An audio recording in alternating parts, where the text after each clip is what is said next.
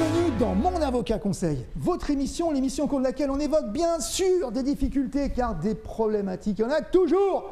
Et surtout, là on ne s'attend pas. Mais dans votre émission, on envisage uniquement les solutions. Et aujourd'hui, le sujet, et je reçois Maître Barrero, mon associé et confrère donc, au barreau de la Guadeloupe, sur un sujet qui est l'individualisation de la peine. Comment donne-t-on une peine? Parce que c'est vrai que, bon, ça ne vous concerne peut-être pas, peut-être quelqu'un d'autre, j'en sais rien, mais on est tous intéressés, ne serait-ce que pour comprendre comment ça marche. Une peine, est-ce que c'est décidé par le juge en fonction de, je ne sais pas, son bon vouloir, sa forme du moment, enfin je plaisante, mais bon, concrètement, il y a un critère, il y a une liste, comment ça marche, un numéro, comment on fait pour attribuer une peine à une personne donc, qui a commis une infraction? Ou un crime. Bonjour à tous. Aujourd'hui, on évoque effectivement l'individualisation de la peine ou personnalisation de la peine pénale, qui est un principe finalement qui va avoir une énorme influence, impulsion dans notre droit français. La première des choses, c'est qu'il est prévu à l'article 132-24 du Code pénal, c'est-à-dire qu'il y a vraiment un fondement et une base législative textuelle dans le cadre de l'individualisation de la peine. Nous allons avoir également une jurisprudence européenne ou une impulsion européenne à travers l'article 8 de la Déclaration des droits de l'homme et des citoyens. Et d'ailleurs, et ce qui est très important, c'est que le Conseil constitutionnel, en 2005, est venu donner une valeur constitutionnelle finalement au principe de l'individualisation de la peine. Alors, ce qu'il faut bien comprendre par là, c'est qu'on en a une importance cruciale, non pas donner une peine un peu pour tout le monde, mais personnalisée. C'est-à-dire que chaque cas, chaque personne en fonction de ce qu'il a commis, de ses antécédents, mais aussi de sa personnalité, de qui il est, qu'est-ce qu'il fait, qu'est-ce qu'il a fait, quels sont ses objectifs, comment va-t-il se réintégrer. Il va donc percevoir, entre guillemets, va lui être attribué une peine selon des critères finalement précis. Exactement, c'est-à-dire que la peine pénale aujourd'hui s'inscrit dans une logique progressive. On va dans le progrès. On va considérer que la peine a deux objectifs dans cet ordre-là.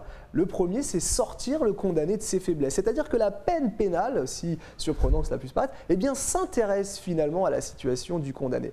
Et la deuxième chose de la peine pénale, le deuxième objectif, eh bien, c'est assurer à la justice des garanties pour éviter contre la récidive ou la réitération d'infraction. En fait, c'est progressiste, c'est ça un peu l'idée, mais comme l'idée de sanction. Il y a des sanctions. L'idée de sa sanction, c'est pour quand même, il y a un objectif aussi de dire, bon, vous avez fait ça, vous êtes sanctionné, il ne faut pas le faire. Il y a un petit peu ça aussi. Et oui, parce que dans la peine pénale, finalement, le magistrat qui va venir apprécier la peine pénale. Nous avons une déclaration de culpabilité, monsieur, vous êtes coupable de l'infraction. D'accord, nous avons fait que 50% du travail finalement, puisque les 50% restants vont être de l'appréciation de la peine pénale. Le magistrat va utiliser deux critères. Le critère objectif, celui qui va renvoyer au dossier, nature de l'infraction, état de récidive, et le caractère finalement subjectif, celui qui va renvoyer le magistrat vers quelque chose de beaucoup plus, une notion plus humanitaire, plus humaniste. Mais est-ce qu'il fait ce qu'il veut? Parce que c'est vrai qu'aujourd'hui, ok, j'ai bien compris, il va individualiser la peine, c'est important, on l'a compris, les objectifs, c'est très bien. Donc finalement, avoir une peine, entre guillemets, cousu humain, si je puis me permettre, par rapport à ces objectifs-là,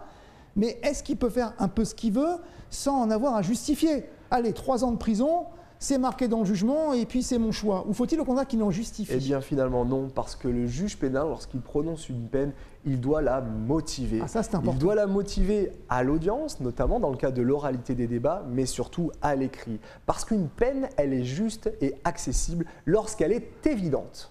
Et c'est pour cela que le principe d'individualisation de la peine permet d'une certaine manière au justiciable d'avoir une peine, et donc au condamné, d'avoir une peine juste. Alors, et peut-être comprise.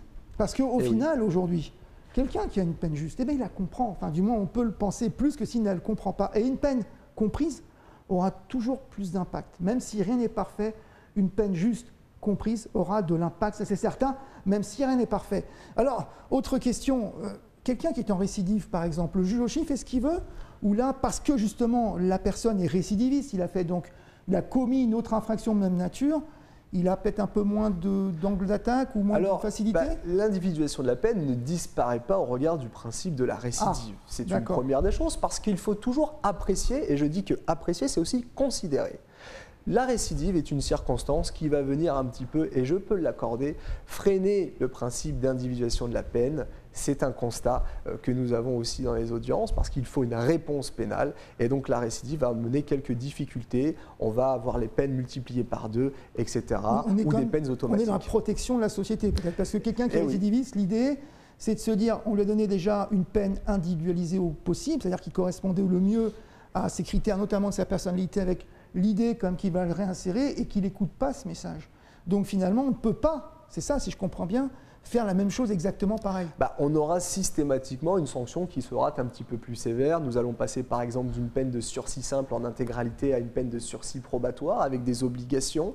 Et puis lorsque nous allons épuiser, parce que c'est un petit peu le cas de le dire, les dispositifs de la peine pénale, nous allons arriver sur quelque chose de beaucoup plus contraignant, la peine ferme. Ouh là là. Bon, merci Maître Barrero. Merci à vous. Alors très intéressant et très technique. Merci beaucoup. Votre émission s'achève maintenant. Et comme je le dis en chaque fin d'émission, nous sommes là, bien entendu, pour évoquer des problématiques, des problèmes, car il y en a toujours et surtout, là, on ne s'y attend pas. Mais dans votre émission, Mon Conseil, on envisage exclusivement des solutions.